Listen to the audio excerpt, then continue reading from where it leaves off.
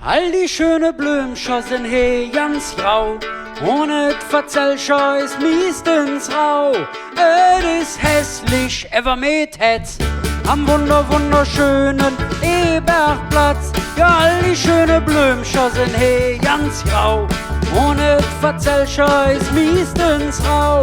Et is hässlich, ever mit Hetz, am wunderschönen Ebergplatz. Ja, die Zombie-Invasion, jedet het sich langem schon. Se ächze, krächze und hannen schief Gesicht, ever biese können se noch nicht. An dem Blechkronleuchter Springbrunnen kommen se all immer jähn zusammen.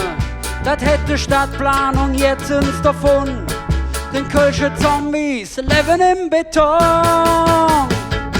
Ja, all die schöne Blümchen sind he ganz grau, und et Verzellscher ist miestens rau.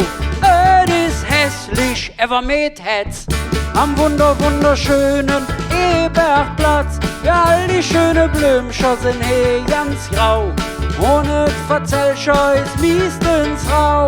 Et is hässlich, ever mit Hetz, am wunderschönen Ebergplatz.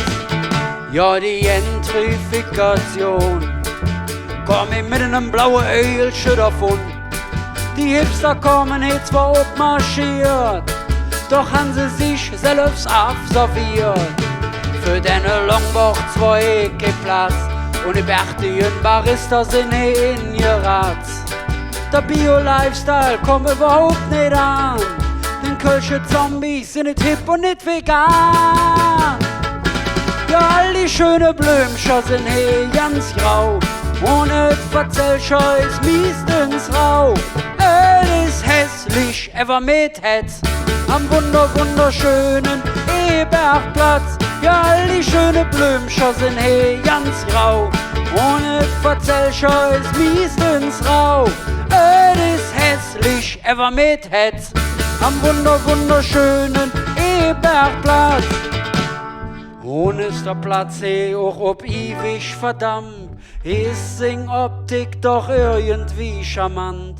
He pass überhaupt ja nix zusammen, außer uns kölsche Zombies, die von überall herkommen.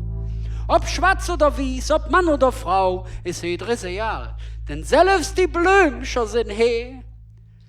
All die schöne Blümchen sind he ganz grau, und et Verzellscher ist miestens rau. Et is hässlich, ever mit Hetz, am wunderschönen Ebergplatz. Ja, all die schöne Blümchen sind he ganz grau, und et Verzellscher ist miestens rau. Et is hässlich, ever mit Hetz, am wunderschönen Ebergplatz. Am wunderschönen Ebergplatz, am wunderschönen Ebergplatz. Oh ja!